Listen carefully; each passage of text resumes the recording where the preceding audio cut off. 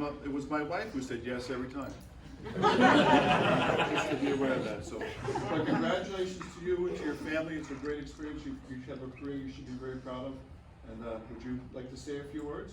Definitely, if I may.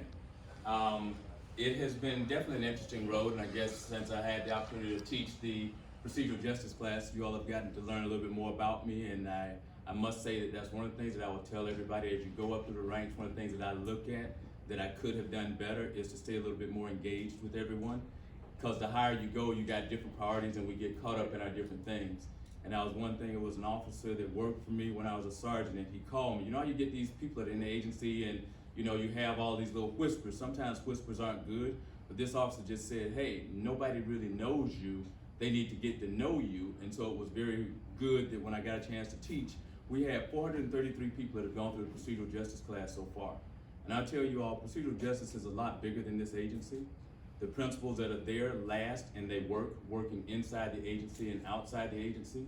When you hear procedural justice, it implies that you have procedures.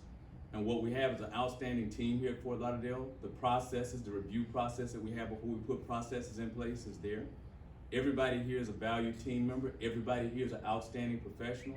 And I think that when we pull together and do things, we can definitely move things forward. I will probably be around doing some things. I'm gonna stay in South Florida. My family's here. We're gonna be doing some things. I'm looking forward to help anybody go as far as they wish to go. And it's kind of like Chief Lynn stated, and when he was down at Pembroke Pines, I had the opportunity of sitting in on his first assessment center that you all did down there at Pembroke Pines. And I look out here, most of you all, we've worked together in some capacity.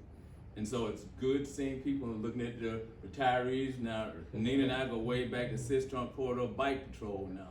You know, that was it, boy. You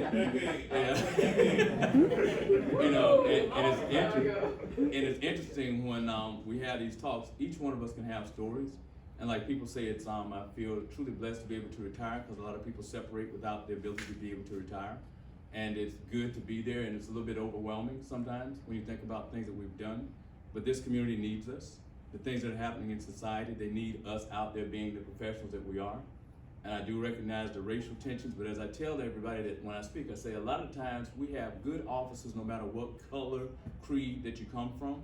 And I say because of the tensions, we have a lot of white officers don't want to be cops because they don't want to be painted with the racist brush. And we have to realize we judge each other by their actions. The public judges us by what we do. So let's go out there and show them how professional we are and make things happen. And our civilians, you all are our backbones. And a lot of times people don't realize where they fit in this overall thing.